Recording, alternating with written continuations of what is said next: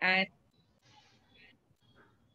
this is a very important subject. And imagine the technical glitch happening. Generally, when such things happen, when you know that there is something important to happen, all right, and something fails, there's a panic button, right? That panic button depends on how much it impacts you, depends on everybody's mental health. Something like that can always happen when you are part of IC proceedings also. There are many things which will not go well. There are many things which absolutely goes well. But what triggers our mental health is how do we react in a situation when we are pushed to the corner. So today's discussion is a softer aspect of all that, right? So thank you very much for spending the Thursday evening with us, because we have some amazing panel members with us. I'm going to start sharing my screen. Right. I will invite Madhura to speak about ILA. Sure. Thank you, Smita. Thank you so much. Hope I'm audible. Very much. Okay, great. So just ILA in 1 minute for all of you. Indian Lawyers Association is a non-profit organization. It is run by lawyers for lawyers and with a vision to clean India's legal system.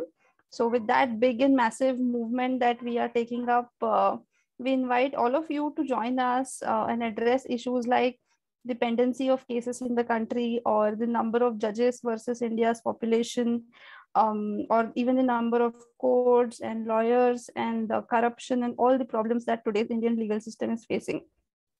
So with this, I'll hand it back to Smita, and we'll be very happy to invite all of you. I will send a detailed email to all of you mostly tomorrow and invite you to join us on this movement.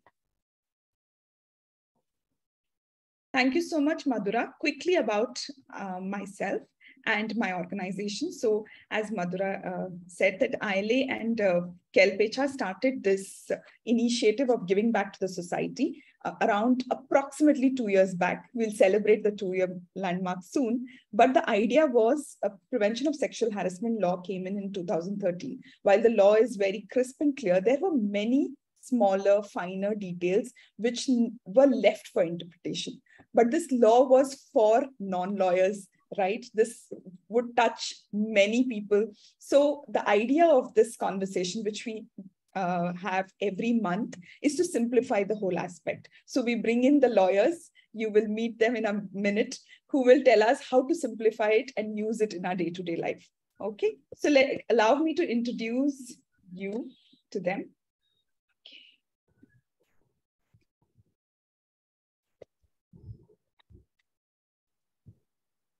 All right. I have with me Kanishka Tyagi. She's a partner with Legume Amicus, a young dynamic law firm based in New Delhi. She has been working in areas under POSH Law and has served as external member in ICC of several organizations across sectors, and have been involved in developing policies for safe workplaces, conducting fair inquiries, and training and sensitizing employees, employers, and members of ICC on safe and secure workplaces. Kanishka has been regular contributor to law magazines, journals, and regular speaker at law colleges, conferences, and seminars, and has addressed a wide variety of audiences in the various platforms. So welcome, Kanishka. Thank you very much. I'm glad to be part of this esteemed panel, and I'm glad that we are today discussing such a relevant topic this evening. Thank you. Thank you. Thank you, Kanishka. And we also have Radhika Biswajit Dubey. She's an advocate, has about 15 years of experience in dispute resolution with a special focus on mediation and arbitration, external member of POSH Committee, Tis Hazari Courts, Delhi. Radhika regularly represents clients before various fora, including tribunals, high courts, and Supreme Court in high-stake commercial matters. She's a trained mediator. She's empaneled as an arbitrator with Delhi International Arbitration Center as well. She has many of pieces published in various journals. She regularly gets invited as a speaker to various events to deliver lectures on arbitration and other legal issues. Welcome, Radhika. Thank you. Thank you for thinking of me and, inviting my comments on this very, very sensitive topic. I hope I do justice. Thank you. And with that, I would want to show you all that we have a very special guest today. We had not published her name because we wanted to surprise you, right? So the special guest is Sujata Suresh.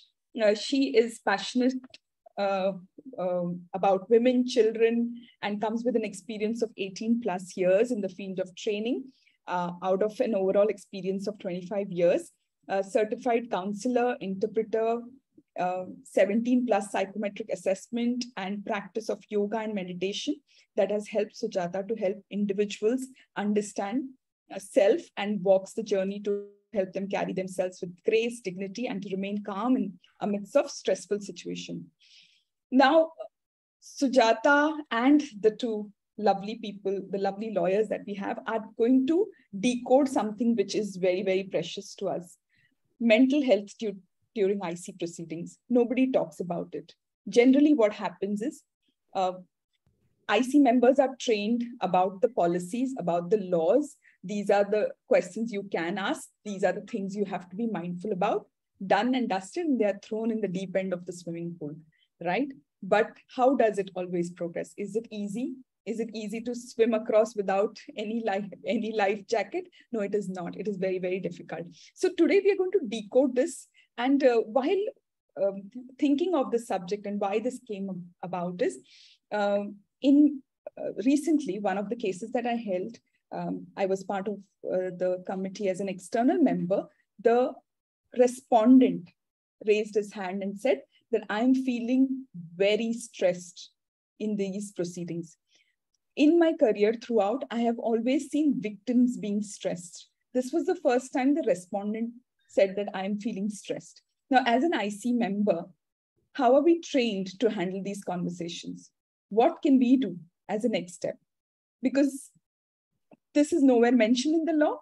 We were never trained to handle this. So these are the kind of discussions we are going to have today. Okay. With that, I invite Sujata, if she wants to start with, what do you think, Sujata, is mental health? If you, I hope I've done justice to the discussion in the beginning when our technology was failing. Yeah, I can understand. It's only technology that fails, it's all right. But then, our determination is much more than that. And you set a very good context to it. Am I audible, Yes. Smita? Yes. Yes. This is a very, very important aspect, what you have brought in. The thing is, whether it is the respondent or whether it is a person who's filing the case for it, both undergo stress.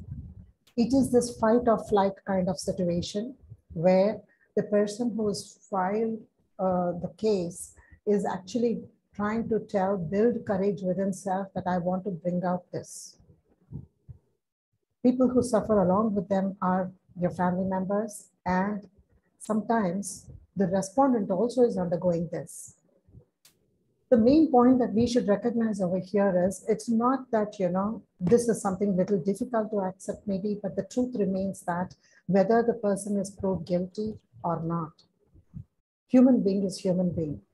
Panic attack is a common experience that can happen to anybody. Now here it takes us a little, it calls for a little care that, can we help establish this for the people? I think this is something which we should start recognizing, that mental well-being is a very important aspect, because we don't know when the breakdown will happen. And it's good to prepare all involved. Thank you. That's what I have to say. Thank you, Sujata, and welcome on board. So I will start this discussion also as a next, of course, after understanding why mental health is important. I will would like to ask Kanishka that, do you follow any particular steps to ensure that during the proceedings, all parties are at comfort, Kanishka? And there's another part to this question. If any parties mention, as I shared my story, that, I'm feeling stressed, I need support, are ICs obligated, or are they supposed to do something about it? Thank you for that question, Smita. And this question that you've asked it just took you 2 sentences to ask the question, but the question encompasses in itself a number of issues, right? Firstly, the first part of question was that what do you do to ensure that all the parties are at comfort? Well, first thing that we as members of internal complaints committee can do is that make them understand that firstly, these proceedings are for the benefit, obviously, to find out the truth, not just for the benefit of the victim. Because if we just assume right in the beginning that the complaint is correct, is based on facts, and the accused is guilty, then we are not being fair, and we are not doing justice to the accused person. So right at the beginning, we have to be absolutely unbiased, and we have to make them understand and assure them that the entire proceeding is going to be absolutely fair to both the parties. If both the parties can be comforted and can be assured that this is not against me, this proceeding, the purpose of the proceeding is to find out who actually is guilty or not. And I'm not victim here. I'm not being prejudiced against in any manner. Second part of the question was that what are you obligated? I'll come back to the first part. Are you obligated? As per law, as you mentioned, that there are so many gray areas which have been left to the interpretation by experts, by people who are practicing law. The law does not say anything about it, that are we obligated to do something on that or not. However, as a practice, I've seen that there are a few companies who are sensitive towards that aspect of ensuring that mental health is also important, and parties do feel stressed, not just the complainant and the accused person, but also the members of the internal complaints committee. And some companies do have that mechanism of they do provide assistance in form of they have in-house counselors, or if they do not have in-house counselors, they have an external counselor who can be consulted by any of the people involved in the proceedings.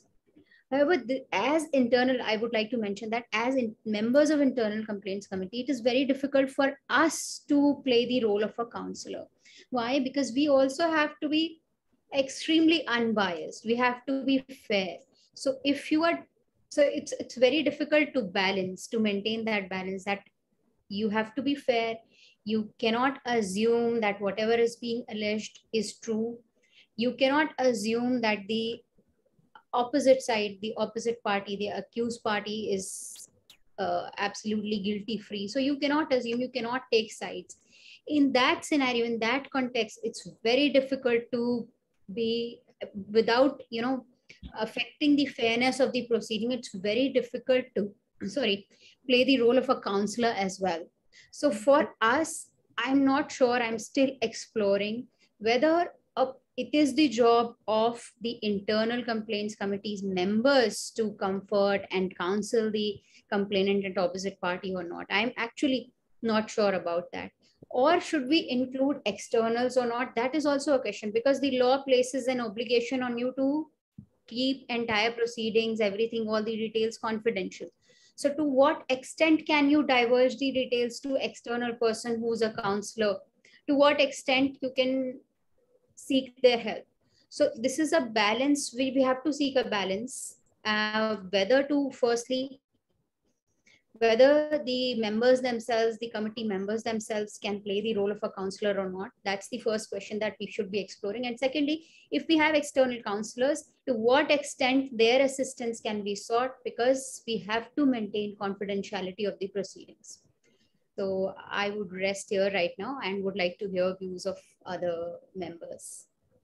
Yeah, you covered various aspects here, Kanishka, right from whether we are obligated, whether we can have counselor on board, whether the counselors, how much information can be divulged to a counselor. I think these are food for thought, which I think we will come over again. But my prime question now is to Radhika. And Radhika, trust me, I have lost sleep. I would want to know from you, have you ever lost sleep over any of the cases? And how was your feeling? What did you feel?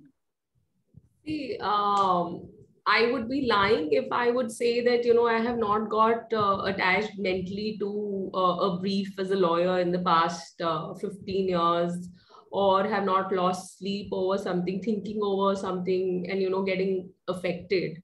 While being an external member to the Tisazari, POSH committee, the matters are so sensitive that I would not want to sort of even discuss the details or the facts related. But I would not say that I have been away from it. But you see, as lawyers, the first training, the golden rule which is taught to us is, don't get attached to your brief. But having said that, many lawyers are exposed to the trauma, in their lawyers. When I say lawyers, it's the legal fraternity, I would say. Attached to the day-to-day, to their day-to-day work, and there is little recognition in the legal profession of the effect that exposure may have on their well-being and effectiveness. So as the lawyers may need to engage with clients and others who have been directly injured or traumatized, listen to graphic descriptions of violence, engage at length, with traumatized people, and analyze details of, maybe abuse and injuries for legal purposes. And especially in the context of POSH, as we're discussing, when the victim sort of is discussing certain very, very personal, points or issues, it can get very, very difficult as a woman to accept certain things sometimes. Even lawyer, every lawyer who works with traumatized clients is affected, I believe, and I am no different, I feel. At some level, but in different ways. Although often it may not be damaging or career limiting. In other cases, exposure to clients' trauma can lead to significant harm and life-changing effects. I know of a colleague, and there is a senior colleague in the legal profession who was handling matrimonial matters. And there was one instance where he was representing the wife. And, the wife very smartly brought out certain videos of the cheating husband. And basis that, he got a relief from the court. Later, he realized that, what he did was wrong, and it was actually the wife also who was having an affair. Not in the context of POSH, but I'm discussing how things can affect lawyers as well. So certain instances like that happened to him during that phase. And he decided to stop taking matrimonial cases. So this is a very, very common grouse in the legal profession that we all sort of face. A growing body. In fact, there's a term to it. It's called trauma-informed lawyering. That there is a growing body of research which confirms that professionals, exposed to descriptions, images, or recordings of their clients' trauma can develop, harmful secondary or indirect effects. In some cases, producing symptoms of post-traumatic stress, disorder. And I'm sure the, Sujata will be in a better position to explain that. But, research has identified also ways for individuals, systems, and organizations to become trauma-informed so they can more safely and effectively, work with cases involving trauma.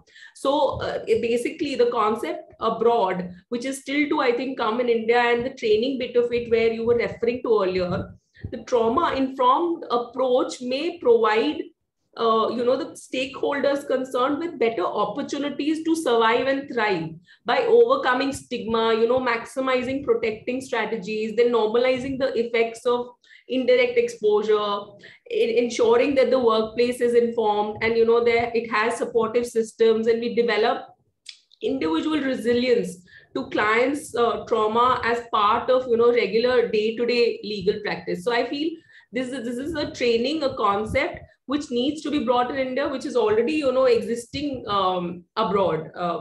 That's my 2 bits on your question. Yeah, Radhika, very important input that you have provided about training people, making them aware. But the statistics I was going through says that 7 out of 10 people in India are impacted of mental health, right? Yeah. But question is, how many of us acknowledge that? So I go to Sujata now to ask that, when is that time when you have to say that now I need a counselor? I need to go and see a counselor. I need to meet a counselor. I need some help. Okay. So any pointers, anything that you think people should do? Yeah. Thank you, Smita. And I really appreciate Kanishka and Ms. Radhika because of all are bringing, there's so much of mental map, and there is a equal concern on the same front. Now, how does an individual recognize their mental health and that they need a counselor? This calls for educating oneself. There is the stigma which is in evolving economies, let me say that way, that in evolving economies where financial well-being is the financial reason, is the main reason why a person goes out of their zone of comfort to work somewhere or to hold on to a job. And you find that people are really struggling for that. And that is the reason, keeping that as a carrot, there are many people abusing because of the situation.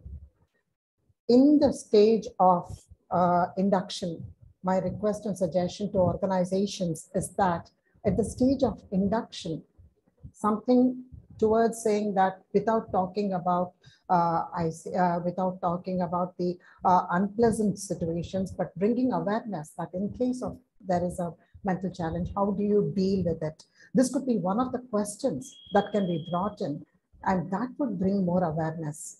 More this kind of conversations involving people can actually help others, even the listeners, to understand, do I need a counselor now? So that they can step out of that stigma that what will my family think of? Will my family get a bad name? In evolving economies, this pressure works very heavily on everybody involved. And so I would think that at the stage of interview, at the stage of students leaving college, joining college, even then, bring it in as a state of awareness. Today, you find many organizations are talking of good touch, bad touch to students. And this will start becoming, they can see someone they can trust, and that trust should not be broken, Smita. So, counselors come with a huge responsibility. That trust is something which can never be broken. Absolutely. Thank you so much. So asking one personal or direct question. If you think I am thinking about a particular case day in and day out, the case just doesn't go off my head. Okay. It's a part of my job, right? It's a small part of my responsibility.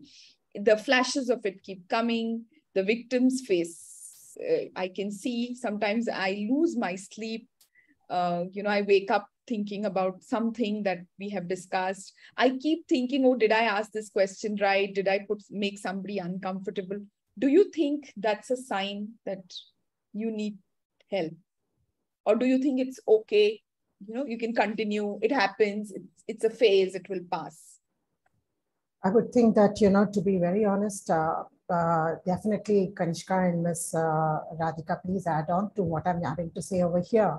One is, this is where my evolution happens, that something I have recognized is happening. How do I address it? I should start recognizing, how do I address it? It need not be that I have to go to someone else for the solution. For times when these kinds of, it's not what you're talking of, when these kinds of images keep coming, it's also possible that I come across IT related challenges where numbers keep rolling and something keeps going on in the background. For these, we say that pranayama can be a great support. If I start recognizing that there is some overdue happening and there's something going on in the background constantly, individually also I can learn that there is a solution to support myself. This is as an individual. And when I'm not able to deal with it and it's emotional, should I search out for a counselor? Absolutely. First I recognize the symptom. Second, I see what can I do about myself. And if I cannot handle it, then whom do I contact is something which we should be able to establish. This is what I would like to, and I would love to listen to the others. While Kanishka and Radhika, would you want to add something here? I'll add on to this. So your question is quite pertinent, so there are, one is, what could be the reasons for stigma? Now, you see, the reasons for stigma, I feel, could be dependent on very many factors. What has been my upbringing? the gender, then of course the nature of my job. It could be, basically what I'm trying to say is, it could be very many factors, multiple factors working together. For example, because the point is that one is you're thinking about a particular issue, because you're concerned. The other is that you're relating yourself in some way to that incident, and you're not able to. So subconsciously, our brain functions beautifully. We sort of register everything, but it comes out in its ways and forms, I feel, and it plays games with us. So according to me, the reasons may be very many and individual specific. But as Sujata mentioned, pranayams, and I feel meditation comes very, very handy, because that's the time when you're spending time with yourself. You're trying to understand why certain things are happening to me, and you try and have that talk with yourself. I think it really helps. Something that I practice on a regular basis, to calm myself and maintain my zen in whatever manner that I can. But I also feel that if you want to normalize mental health, then the first thing is acceptance within yourself. The first problem or the obstacle is that you yourself are not able to accept that there's a problem with me. Once, or this is not normal, this should not be happening. And if this should not be happening, then I need to do something about it. And when I need to do something about it, then I start figuring out the solutions, right? And at a society level, I think we need to normalize the subject. Like Sujata mentioned, we need to talk about it. Awareness is one of the things that definitely needs. And I think in the last couple of years, thanks to Bollywood and, otherwise the government also taking beautiful initiatives, I feel we are in a much better space as we were, a decade ago. But a lot needs to be done. There's another aspect, so let's assume in a workplace scenario, right? I know that there is a person, who's sensitive, or I've been told that he's dealing with some stress, or directly, I know that he's undergoing some mental issue. But, because I don't have understanding or knowledge of the topic, I do not know how to approach the issue. It can be as simple as this. So I'm completely clueless how to deal with the person, who's undergoing something like this. So this is quite applicable to people, around you at workplace. This is also very applicable to the family, because you need to understand how to deal with a person also, dealing with mental health. So to bring down the stigma, that you need to understand or have knowledge of the subject, at least the very basics, which can come only through awareness. And, that's what I feel.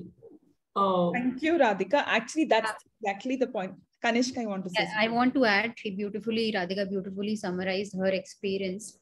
And what I want to come back to your question, that when is the time to go to the counselor, when it's the right time. I don't know what is the right time, and Sujata has already given us the experts view. But personally, what I follow, what I do is, usually, what happens, Smita, that if there is constant pain in my leg, right? So maybe my parents or someone, family, friends, even my colleagues, they would say, okay, why don't you do something about it? I'll take an over-the-counter painkiller for it. And if it's coming back again and again, it's recurring, I will take some more painkillers. And once I realize that no, painkillers, I cannot take that many painkillers, it's not going to help, I cannot handle it myself, now is the time to see a doctor. Similarly, if our mind is being overactive, if it's affecting our work, firstly, what I personally do is I try and these tools that we have, maybe yoga or meditation or pranayam, maybe calming yourself through just sitting quietly right in the start of your day. If these things do not work and it's still affecting me, I'm not able to come out of it, I'm thinking over and over again, then I feel that that's the time to consult someone. Though still till now, personally, I have not consulted an expert counselor till date, but Fortunately, I have certain people in my life. When I feel overstressed, I just call them and I talk to them about whatever has been happening. And believe you me, even talking to a person who's not expert on mental health does help you, because I would so agree. Sorry, you please. Please go ahead, Radhika. No, Kanishk, I think just talking to someone, having those group of that trusted circle is like so important, because sometimes you just need a vent. In fact, most of the times we need a vent. I can share an anecdote here. We generally see a child either happy or he's crying. He's actually expressing what he's feeling. But our conditioning over years is so complicated. In fact, so wrong. I would feel. Abhi ab rona nahi hai. You're a big girl or a big boy. What boys to can't cry. So anyway, basically you can't express. You don't have the vent, the right vent. Where do you express? And then the layers on layers, and then there's a trigger. And you don't know where the problem was, and it could have been cured, but what has it led to?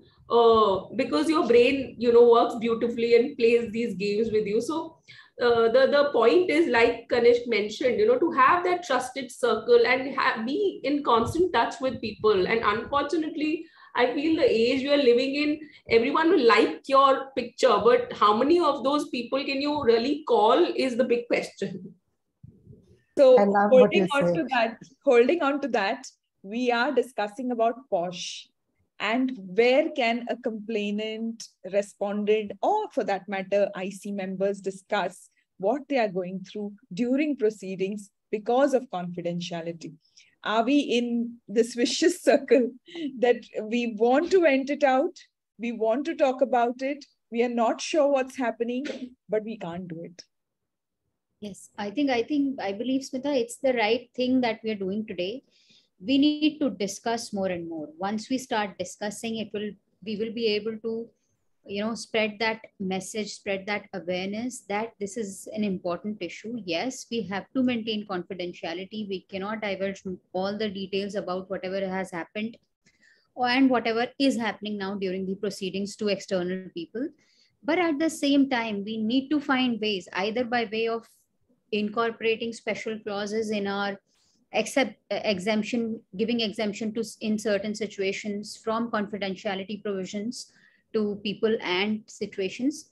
Either by doing that, or maybe we can also seek amendment of law in future, because we are the people, we are the body who can exert pressure on the lawmakers. And the point is, we have started the discussion, and this is how we will see change when we actually talk, because law is very basic right now, right? As you mentioned, that a lot is left to interpretation.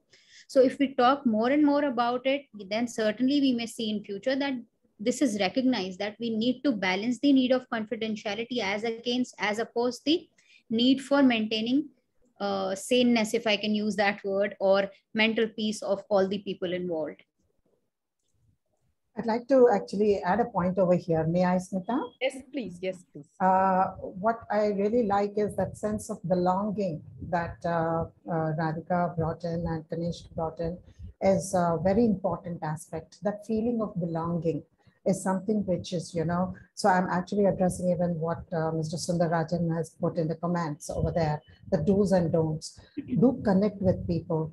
And the don't is, don't think that social media is connecting with people. Okay. This is a beautiful point that Radhika brought in, and I really so loved it. I wanted to add on over there. Many people think that, oh, there are so many likes to my Facebook, and oh, it's so great. But then that's exactly the point we are bringing in over here. Do you have those authentic friendships with you? Do those authentic people in you who in your group? Can you build such kind of warm and welcoming people who can be there with you through thick and thin? Okay. This authenticity is of great value. And in growing economies, in growing, in evolving population like ours, it is important that we bring in this aspect of building good relationships. Sense of belonging is one of the ideas to help face such situations. And the don't of it is, don't think social media can sustain it. Awesome. Thank you for that input. And I'm sure our listeners will be getting in those important takeaways from this. Now, I have been itching to ask this question. While we understand, okay, our mental health, we take charge, we understand, and we go out and look for support. First, we look for support internally, and then we look for support externally. What happens as an IC member that you all are, and you see people who are not in great mental health? Now, first of all, how do you identify? Because there are amazing dramebazes also. When you're going through IC proceedings, we also come across many people, different kinds of people. So how do you really identify that a person is undergoing issue? And I think Radhika brought that point. Are you equipped to deal with those kind of people? Is there any tips for that, Sujata, if you can think of? One is, this has to do with mental health. As we said initially, we have to remain very unbiased. Now, there is a filtering process we do. As we listen to the person, we start realizing that the realization happens within. While we continue being there for their mental well-being, we also know how to filter it and see that we are not getting carried away by that. And we don't call the person upfront saying that, hey, you're lying or you're doing a drama. We just need to learn to be assertive enough that we do not play to their drama. This is something which we should learn to develop that skill over there. This is something which I would say. All right, awesome. Yes. There's something I'd like to add. As a mediator, I was attending proceeding, and interestingly so, what you don't hear from the client sometimes as lawyers, or maybe judges don't get to hear, as mediators we do get to hear a lot of it. So very interestingly, this lady was fighting tooth and nail and was all dramatic during the proceedings. Aapne mere saath as a widow ye kiya hai, wo kiya hai after my husband's death, and this is unfair and this, that, blah, blah. She went on for 1 hour. Ultimately, we felt that the settlement, can happen, but somehow, of course, there are obstacles, and we adjourned the proceedings, like some more time and come back. Anyway, later, while the parties were moving out, she stops and, bends over and whispers. And interestingly, she says, I would have settled this matter today itself, but I want to teach these people a lesson. The way they have treated me in the last so many years, now I want them to cry over things that they are desperate about. And that just stumped me, because precisely why, so you can't sometimes understand the motive behind why a person is reacting this way, or is it real or unreal. But like Sujata mentioned, over time, when you spend some time with a person, you filter certain things out, sort of expressing, yeah, I know you're a liar. Yeah, and we can't say it. Yeah, right? you can't say it. And you establish it. I think this is something which, can we take this question over here by JD, Smita? Sure. So the person who's JD has written over here that, how do we address the attitude of a person who is manipulating? This happens constantly. We've seen this in manufacturing units where there's a lot of space. Wherever there are organizations where there is a lot of space, there is spots which are lonely or something of that sort. This is something which, we should be able to say that there are, to every employee, and especially if you recognize this person, these kinds of people, we need to we need to segregate their work ability and their attitude towards others, all right? One needs a correction, the other needs a involvement in the organization. So there should be such kinds of talks with them that, there are cameras, there are built-in cameras. This is something we need to bring to the awareness. And in rooms, there is a hospital which I know, they put in the room, they put that, in case of any harassment, call this number. And the number is put there to everyone's view. All right. These are some factors that can immediately check a person. All right. And the other is, the juniors working with them. they are told very specifically that if you are one of these factors in conversations that's brought in, that if you get a message which is not appropriate, then please contact us. And this is something which is brought to the notice of the juniors, because that is one way these people with this kind of attitude, you know, they abuse this kind of situations. Yeah, so thank you, Sujata, for taking that question and just expanding that bit that, you know, sometimes it's so subtle that the women or the victim feel that, is it sexual harassment? Did I do something wrong? It is so subtle. You know, you always keep questioning yourself. You think you're overreacting. It was just a personal question. It was just a friendly conversation. That person maybe, you know, didn't even think that. Okay, one of the cases that is coming up, that you're like my sister. Okay, so I'm concerned about your well-being, you know, but you're overstepping by asking personal questions, right? So these are the subtle forms and how to deal with it. And trust me, what I have, you know, understood over a period of time over doing this, that you have to start saying, that is all right, but I did not appreciate this. Okay, so the victims or the women around should be constantly trained to politely say, don't do it. I do not like it. While I'm your sister, but this question I did not like. Okay, and it doesn't come very naturally. I mean, for me also, it will be difficult to do that.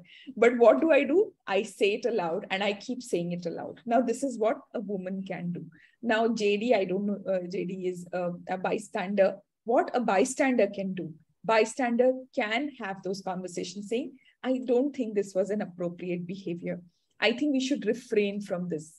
Right? What will happen if she complains? Just think about it. Will you be okay if your sister is treated like that? You know, gently ask these questions to the person. Maybe that person will withdraw.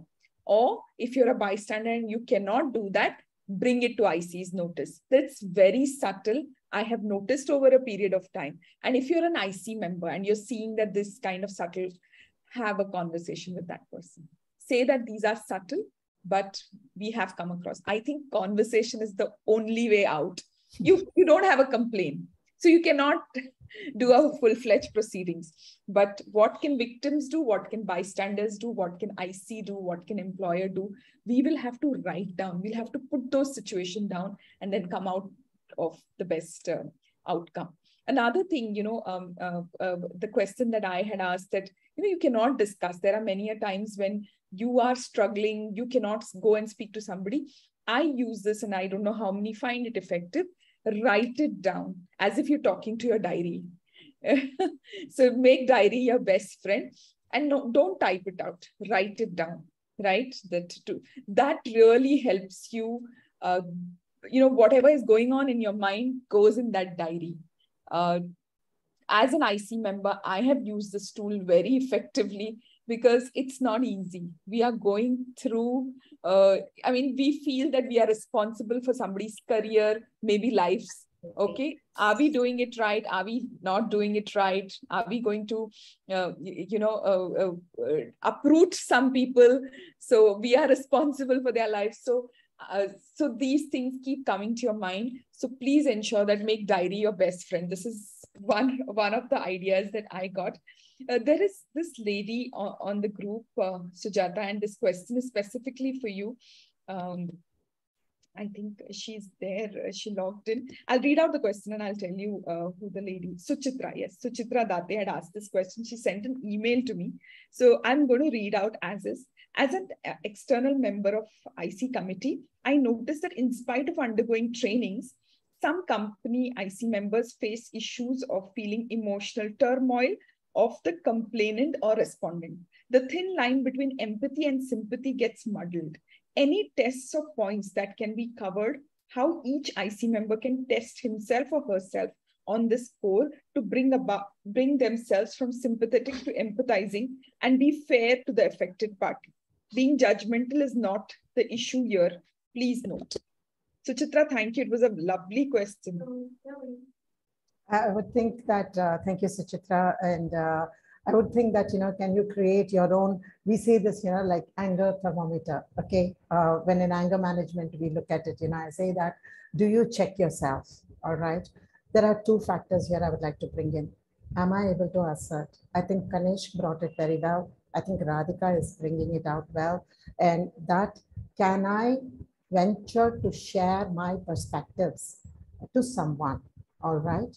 Whether I write it in a diary, like what Smita was saying, or I talk to someone, but assert. Assert doesn't mean that you're aggressive. Just assert, all right? Is this okay for such a thing to happen? Now, how can I check myself between whether I'm becoming sympathetic or empathetic? This is something what I would like to say is, let me take away the sympathy part of it, because this can it can go into another spin. To hold perspective of the time constraint over here, I would say that, am I empathetic to the complaint and to the person who's the respondent over here? Am I feeling that, how do am I listening to one or am I not listening to the other? These are some factors that I should check. When the person is speaking, am I becoming judgmental about the statements that they're doing? It may also happen that my memory about the previous some cases I've come across can make me feel, oh, this person's behavior is so similar to that. And it starts clouding. Remember, the mind itself plays so many games for us. So to keep non-judgmental, to be assertive is a very healthy way, which naturally leads me into being empathetic. And there's a thermometer, which I say for myself, okay? Am I being empathetic, or am I allowing my personal experiences to cloud me here? You can assess yourself, all right? I would say that, am I being biased is one aspect of it. Another line. So you draw your thermometer. We can go into this into greater detail, time permitting, or another conversation, because Kanishka's valuable inputs and Radhika's valuable inputs are also very needed. But assertiveness is something which I should work on, and ability to remain non-judgmental and unbiased. These will help me to be empathetic, to listen to the other person. That's what I would like to share over here. A beautiful question, Ms. Ms. Suchitra. Please keep in touch with us, and we can take it further for you, because not time permitting, I will not be able to explain furthermore over here. But this is for everybody. We can come up with a thermometer check for self. Yeah. Right. So Suchitra, Sujata and I were discussing your question, and actually you have given us an idea of coming up with a psychometric assessment of IC people before they take up the role. So we'll be brainstorming this, and thank you very much for that idea, actually, because your question only got this idea to us, that can we, a lot of organizations ask this question, that how do we identify the right IC within the organization? So we give them, like, do a credibility check, do a service level check to ensure that this person has great communication skills. But honestly, do we say that, is this person balanced? Is this person put in a very stress test? And how does that person comes out of it? We don't even talk about it, right? So, yeah, maybe it's a gut feeling decision. Okay, this person will be able to manage that. It's absolutely employer's gut feeling how IC member is picked up, right? So can a psychometric assessment help? Why not? We use this so effectively for leadership hiring, right? And many organizations use it for all the hiring. Why not? So you have given us a brilliant idea of doing that. Radhika, Kanishka, you have anything to add to Suchitra? I just wanted to add one point. Thank you, Smita. That was just on top of my mind and I missed out. Yes, Suchitra, we are actually going to work on this, and we will be sharing upfront. Psychometric assessment is not judging the people. It's just saying that what is the mental level of the person right now, and how can we support them to recover from that also. IC members may go through this. This can be a very good solution in the long run. Looking at it in depth, and we'll come back with an answer. Over to Kanishka and Radhika. I'd like to listen to Smita, what I do personally, it's very easy to get, carried away by whatever is being done, whatever is being shown, portrayed by either the respondent or the complainant at that particular time. But what I usually do is I have a small diary with me, similar to your diary, but I write objectives in that diary, and I keep it handy, because if I were to tell anyone that as an experienced IC member, external member, why do I have objectives written? But mind, it's not easy to train your mind, right? Even if you are doing over and over again same thing, the facts differ, the merits differ, the kind of complainant people, the complainant and respondent, those people differ. So you have to keep reminding yourself that these are my objectives, these are my guidelines on which I have to work during these proceedings. So I keep this diary handy, and I keep going back to it during the entire proceedings to tell me that no, I cannot be. That reminds me of one of the recent incidents. There was a complaint by a girl in an organization, and she was sent an indecent picture during office hours by her colleague. And she said, no, I really like this person. He's my very good friend, but this is the only time he has done it. So I do not want a very serious or stern punishment to be, or fine, whatever, to be levied against him. And at the same time, the organization cannot take it lightly, right? Because we have to set precedent and we have to create safe environment. And just by looking at the incident in isolation, you cannot take it lightly. And at the same time, the respondent started crying during the proceedings that please don't do anything adverse to me. I am the only breadwinner in my family. My father is ill. How do you balance all these things? It's very easy to get carried away by all these grounds, right? That he's a friend, it's a one-time incident, he has needs, he is the only breadwinner. But at the same time, you have to balance that at the end of the day, it is a sexual harassment incident. And you need to ensure that the environment at this particular organization has to be absolutely safe and secure for everyone. How do you balance? You do get carried away. So that's why I have these guidelines and objectives really handy. I keep going back to them. And at the end of the day, we are all humans. I'm showing my note. I saw your there. So that's such an amazing story, actually. And, it was such a true scenario, because the respondent will give you all the stories of why that person should be, not treated adversely. And you are in your mind getting flowed in that emotion, right?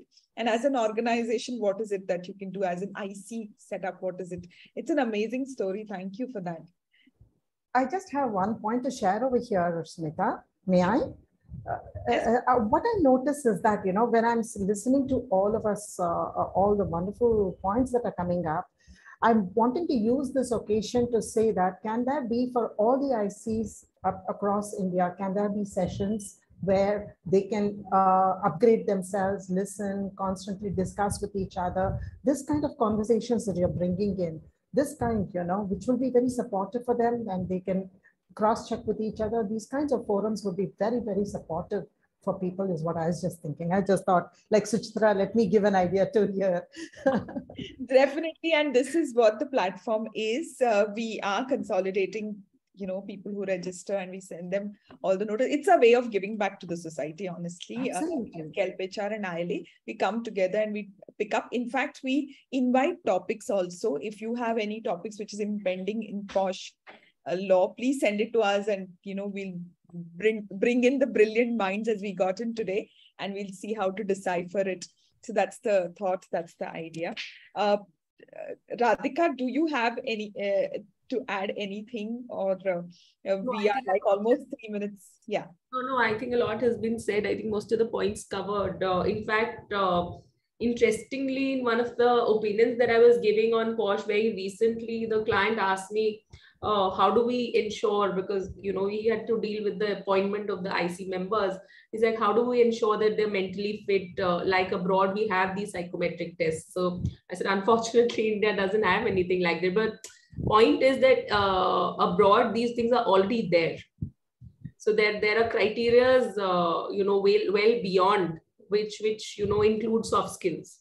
How mentally strong you are or able you are to handle a situation like this. And of course, the trauma directly, indirectly related to how well will you be able to handle a situation like this, So yeah. So Radhika, we are evolving soon. We'll be here where we. I'm sure. One good practice I wanted to share during COVID times. This is a village called Shivagangai. All right. The local police and the commissioner were conducting sessions of POSH online. And all the members of that village were attending that. And because there was a rise of, now did Shivagangai go through such cases? No. They saw that during COVID times, there was a lot of abuse within the family members itself. So this was something, and I was part of the conversation, and I really appreciated the police for, for talking about this in a forum and creating these kinds of well-being before anything picks up in that village itself. This is possible.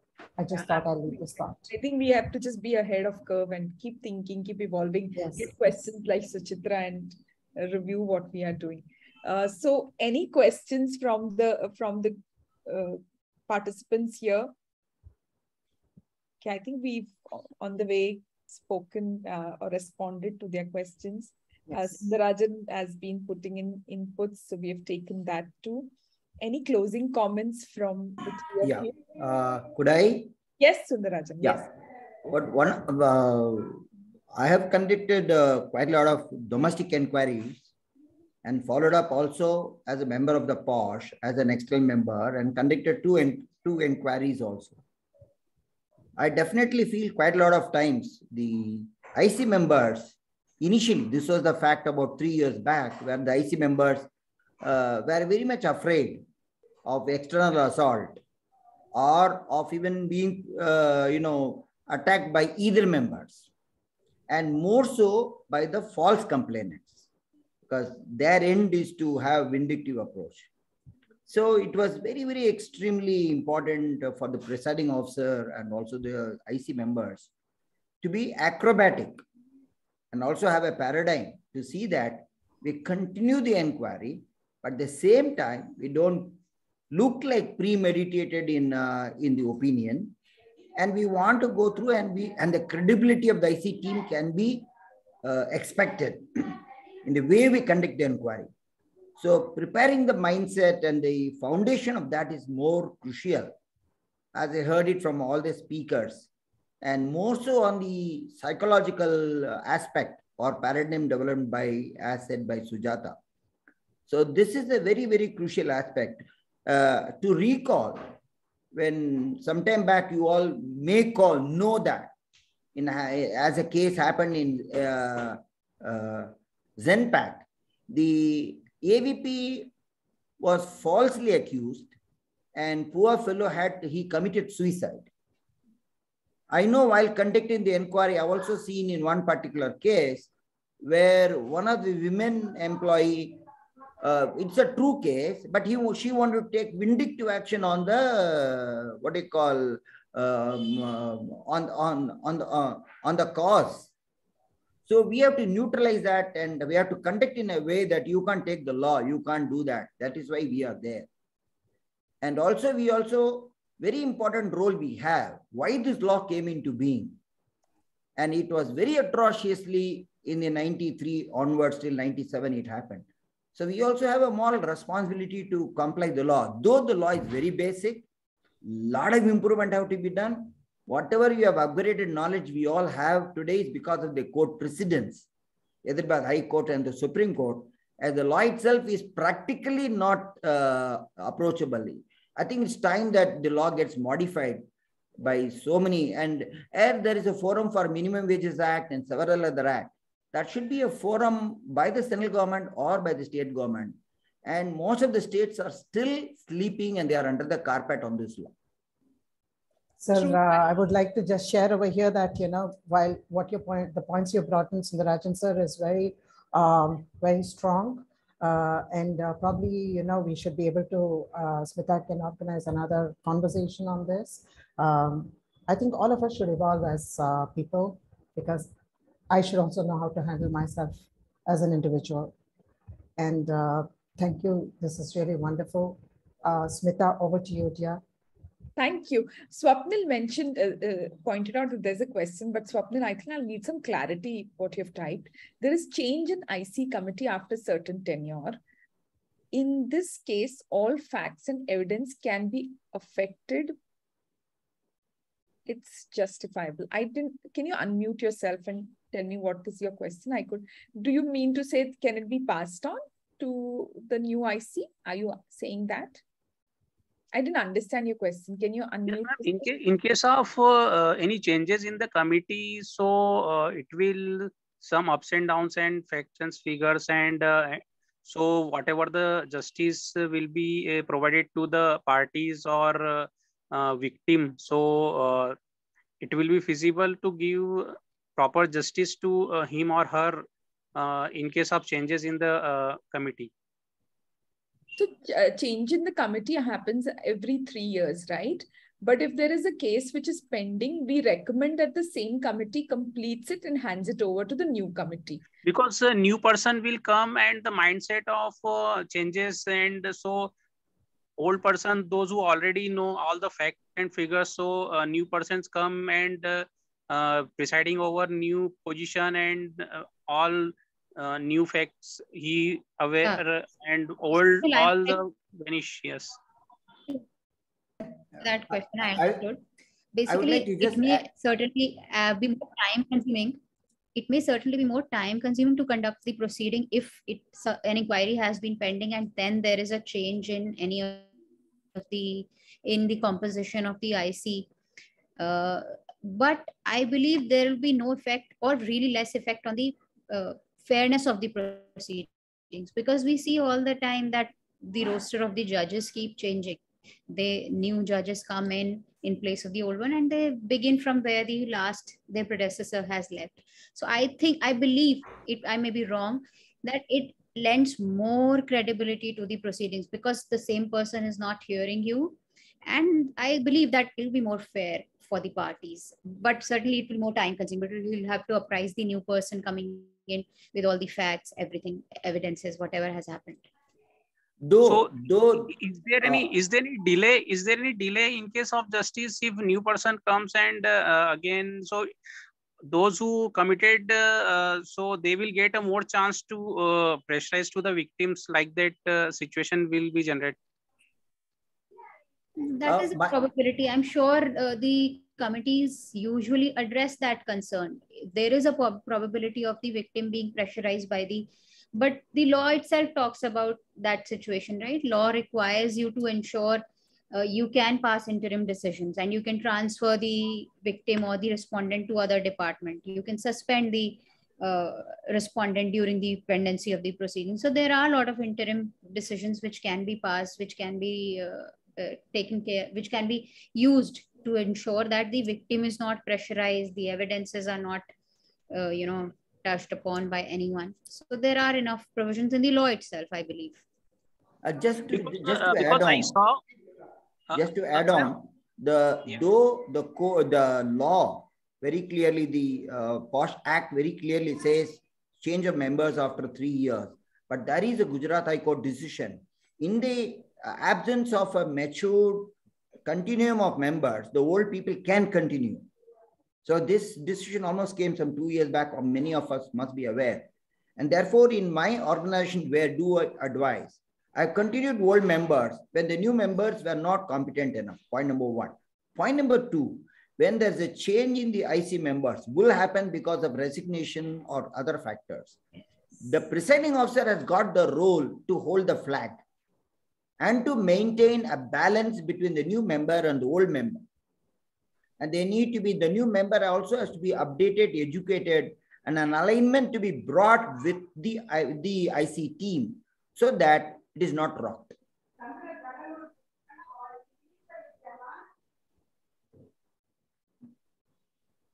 Yeah, Swapnil, I think that is, do you have any more questions around it?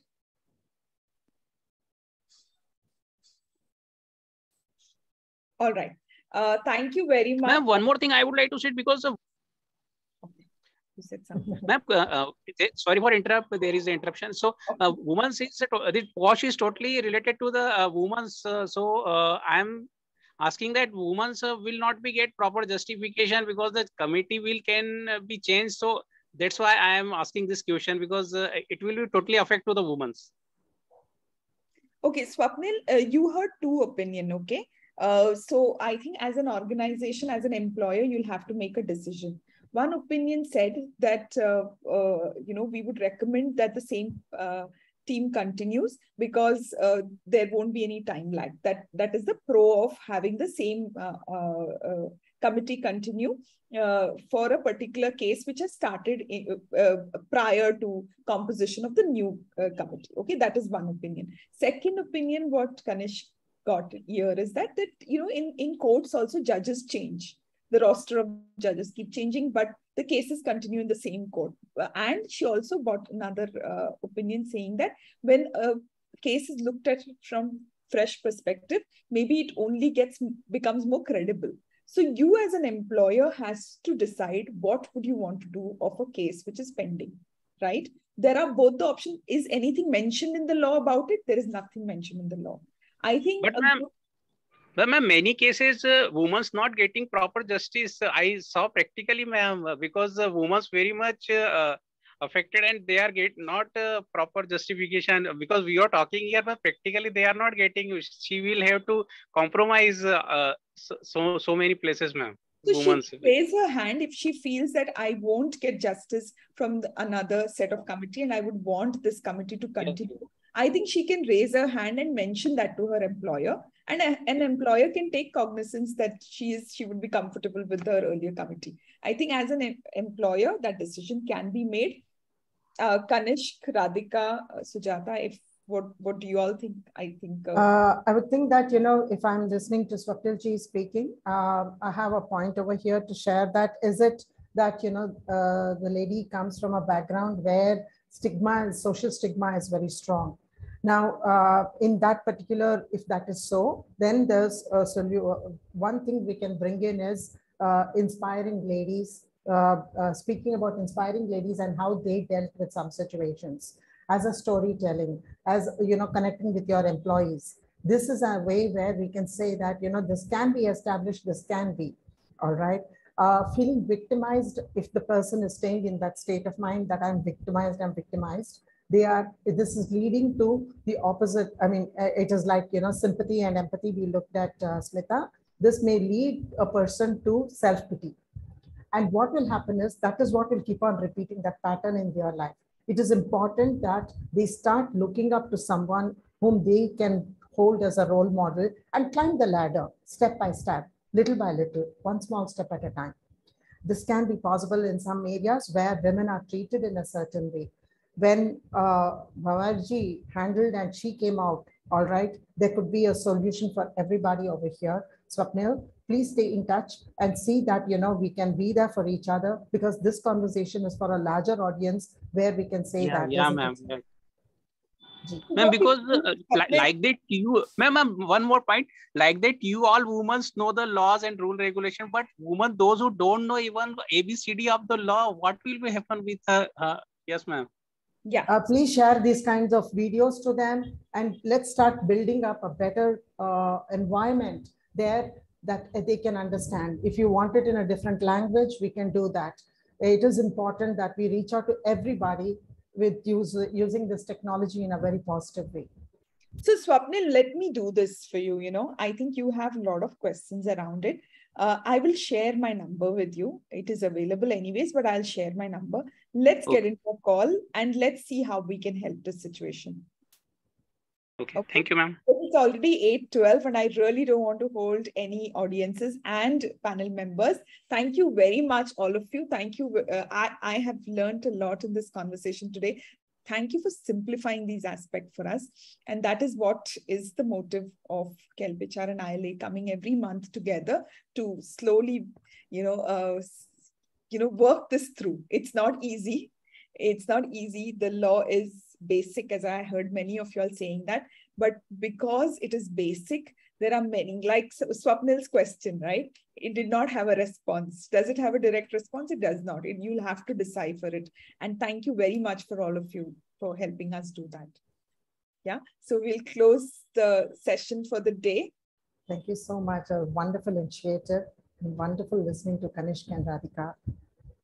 Thank you. Thank you for having us. I think let me leave all of you with this quote of Martin Luther King Jr. He says, our lives begin to end the day we are silent about things that matter. Wonderful quote. let's not be silent about things that matter. And I'm glad that you're bringing it about through this initiative, and that's what's required. Thank you Thank so you so much. much, everyone. And I'm glad that I was co-panelist with Radhika and Sujata, who are accomplished and experienced. And I'm really glad. I thank you, Smita, for inviting me to discuss this relevant and sensitive topic. Thank you. Thank you. Thank you so much. Thank you so all. much for coming. Yeah, really. Much appreciate. Thank you, dear audience. Thank you. Thank you, audience, for being patient throughout. Thank you so much.